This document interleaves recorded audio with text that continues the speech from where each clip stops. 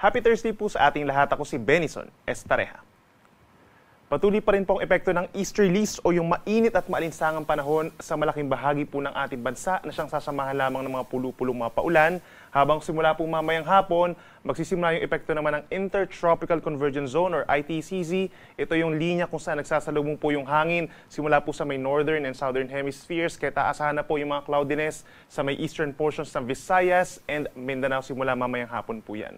Samantala, base naman sa ating analysis, wala pa rin tayo nakikitang bagyo na mabubuo sa loob ng ating Philippine Area of Responsibility hanggang sa simula po ng Holy Week.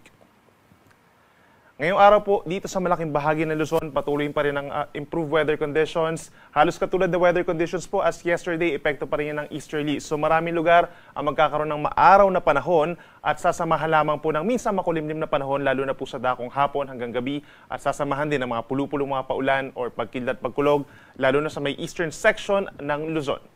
Dito sa Metro Manila, asahan pa rin pong mainit na tanghali hanggang 34 degrees Celsius air temperature po yan, habang sa may Baguio City mula 17 to 25 degrees at posibleng pinakamainit ang air temperature, pinakamataas ang temperatura sa may Cagayan and Isabela hanggang 35 degrees Celsius. Sa ating mga kababayan po sa malaking bahagi ng Palawan, naasahan din po ang fair weather conditions, madalas magiging maaraw at may mga lugar lamang po na magkakaroon ng mga pulu-pulong mga paulan or pagkidlat, pagkulog epekto ng easterlies. Habang dito naman po sa may silangang parte ng Visayas, asahan ang makulimlim na panahon umaga hanggang tanghali at sasamahan na yan ng mga pag-ulan pagsapit po ng hapon hanggang sa gabi dahil po yan sa Intertropical Convergence Zone, yung banggaan nga po ng hangin. Habang ang natitirang bahagi ng Visayas, partly cloudy to cloudy skies, madalas maaraw sa umaga, but then pagsapit din ng hapon hanggang gabi, nagkakaroon lamang ng mga sagditang ulan or mga thunderstorms. Temperatura dito sa may Puerto Princesa, Palawan at sa may Iloilo hanggang 33 degrees, habang sa may Metro Cebu naman, posible ang pinakamataas na temperatura hanggang 32 degrees Celsius.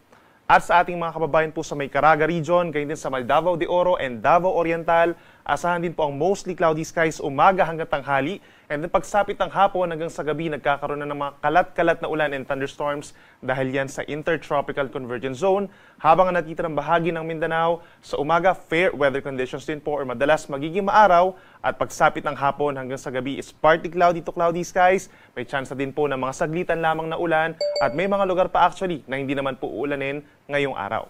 Temperatura natin sa Zamboanga City hanggang 32 degrees, habang for Metro Davao hanggang 33 degrees Celsius. Sa ngayon po yung ating heat index, as of yesterday po, April 9, pinakamataas sa Dagupan City with 44 degrees Celsius, sinundan ng Etsague, Isabela and Vera Catanduanes.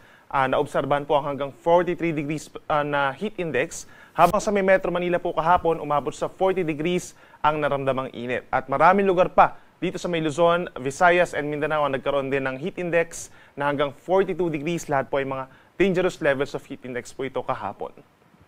At para naman sa ating heat index forecast for today, for Metro Manila, bahagyang tataas pa yung ating forecast heat index hanggang 41 degrees Celsius. Yung ating mga dangerous levels of heat indices, pinakamataas 43 degrees dito pa rin sa may Dagupan, Pangasinan, Coron, Palawan, San Jose, Mindoro, and Vera Catanduanes.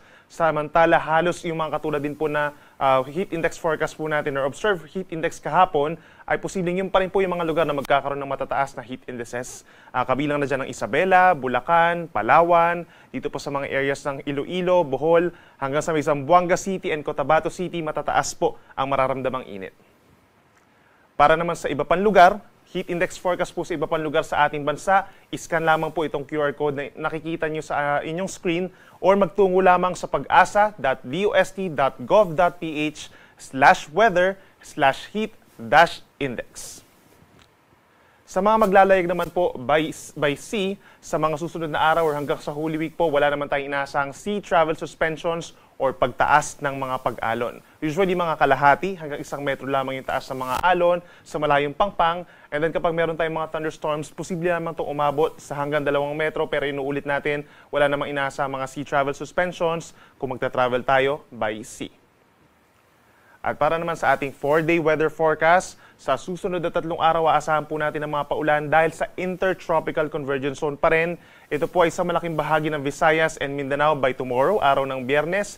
Then pagsapit ng Sabado, Visayas, Mindanao at lalawigan na rin ng Palawan na magkakaroon ng mga paulan. Habang pagsapit ng Linggo, Ilang bahagi pa ng Mindanao, ito nga Zamboanga Peninsula, Bangsamoro Region, Socsargen and Davao Region, plus Palawan ang magkakaroon pa rin po ng mga kalat-kalat na ulan and thunderstorms. By nature, hindi naman po tuloy-tuloy yung mga paulan, but make sure na meron pa rin tayong dalang payong or pananggalang sa ulan. Mag-ingat pa rin sa banta ng baha at landslides kung nakatira po tayo dito sa may Visayas and Mindanao, lalo sa mga bulabundukin ng mga lugar, at lagi tumutok sa ating mga updates. Kabilang rin dyan yung mga mamamasyal po over this weekend dun sa mga nabanggit natin na lugar.